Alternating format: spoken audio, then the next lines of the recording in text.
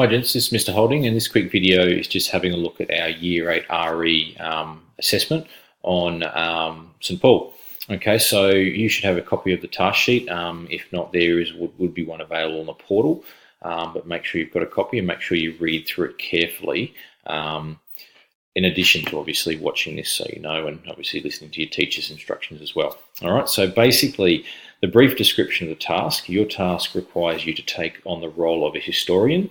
Okay, you'll be producing a written assignment and a vodcast for primary students. Okay, so that's your audience level. Okay, a primary student. So that'll sort of give that. The reason why I put that in there is to give an indication of what level at which you need to do it at. Your job is to educate and inform your audience about the role of St. Paul in guiding the lives of early Christian followers in the first century. All right, so what was his role? What did he do? What was significant about his leading of the early Christian followers in the first century? You probably need to think about the history, the context, all those types of things, but you're pitching it at a level that a primary school student can understand. All right, genre is a written assignment and a vodcast, and we're going to use Screencast-O-Matic. Okay, there are a couple of videos put together to explain where to get Screencast-O-Matic and how to use it. All right, it's very, very simple software. It's the software I'm using right now to do this video.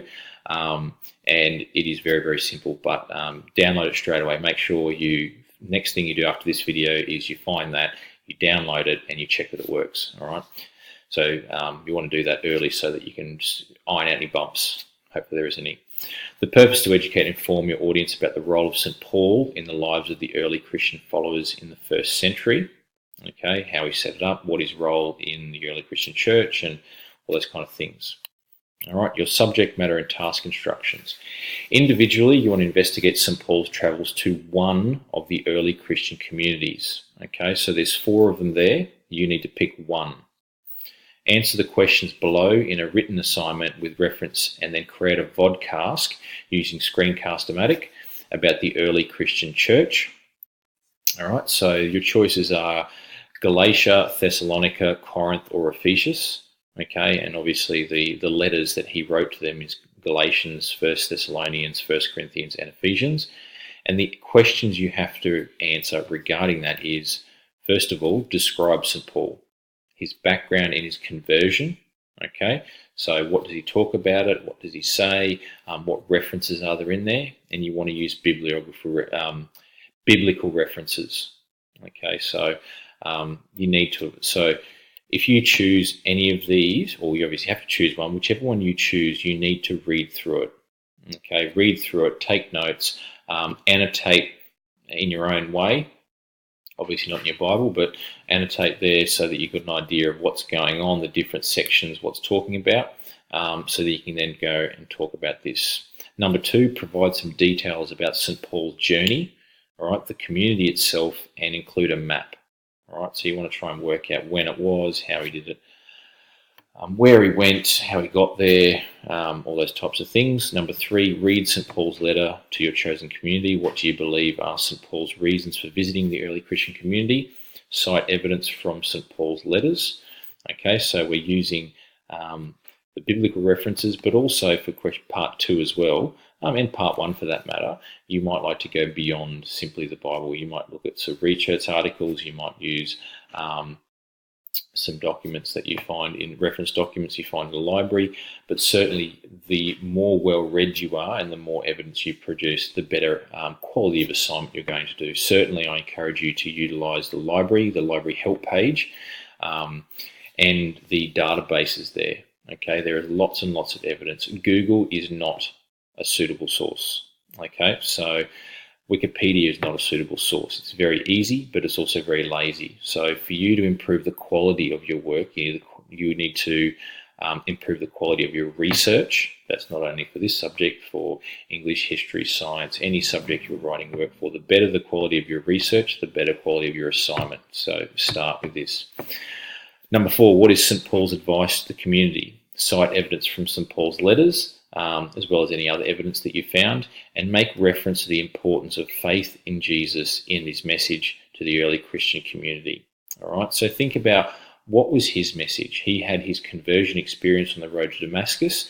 he was formerly a devout Jew who was persecuting the Christian community, and he had an experience, and almost like that, he suddenly had this revelation and realized that he was wrong, and he started preaching about faith in Jesus. Okay, what was that based on? Why did he have that revelation? Why did he think that, and what was his message to his followers?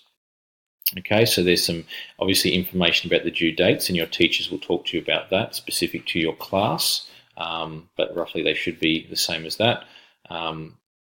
Your results are there, common curricular elements, the steps that we go through, your assessment report criteria, assessment policy, I should say, and then finally your marking rubric. All right, and this is a really important part of the task sheet for no matter what the subject and what the assignment is. So for every one of you, regardless of your ability, you need to start looking at these and go, okay, well, this is the column that we need to be aiming for. All right, so for knowledge and understanding, you want to display a comprehensive knowledge and understanding of the concepts, facts, and procedures of the early church and the role of St. Paul. Okay, and that's compared to a thorough knowledge. So comprehensive and thorough, and think, what's the difference? Thorough means, you've got most of them. Comprehensive means you've got all of them. Okay, and you've nailed them, you've explained them well. And then finally, satisfactory, variable, and rudimentary. All right, so we're looking for comprehensive. Your investigation, critically selected gathering and sourcing, organising of information relevant to inquiry issues and projects. So gathering and sorting of information. All right, where did you get the information? If you're getting Wikipedia, is it a critical selection of information? Well, I would suggest not. I would say that it's probably down here. All right, but if you've got a wide range of sources that are from reputable sources and reputable authors that are recognised by their peers, then perhaps, okay, you've organised it, it makes sense, it flows logically. And then finally, research and communicating. Consistently communicates information using clear and expressive written language, okay, so that you're clear, your point comes across without having to work for it, that your sentence flow logically, that your sentence structure and punctuation and grammar is sound, you don't have any problems with it. And then finally with the vodcast as well, right now I'm communicating with you, okay, I have my screen up here so that I can communicate with you personally. I also have my screen in the background so I can communicate with you by pointing at things, referring to things on the screen like I have here. This is all about verbal and non-verbal communication. Okay, so your creative use of your vodcast, which is what this is, to enhance the understanding of the early church and the role of St. Paul. Okay, so your assignment forms essentially your speech, but you might go further than that by having diagrams and pictures and video and all those kind of things. And however you can use that creatively to communicate your message, the better your mark is going to be down here in relation to that. Obviously, your written word is also very important as well. Okay, so that's your overview of your task sheet. Okay, so again, from me, first thing, obviously read through it very carefully. I'd be going through with a highlighter, highlighting points. Choose early which one of these you think you want to look at, all right, and then start by reading through it and then looking for information. Second of all, making sure that you download Screencast-O-Matic as early as possible and that you check that it works, all right, and then get started early on that. All right, hopefully you found this helpful. If you'd like any further advice or help with it, please feel free to come and see me, and obviously if you're not in my class, obviously talk to your teacher as well. All right, thank you, gentlemen.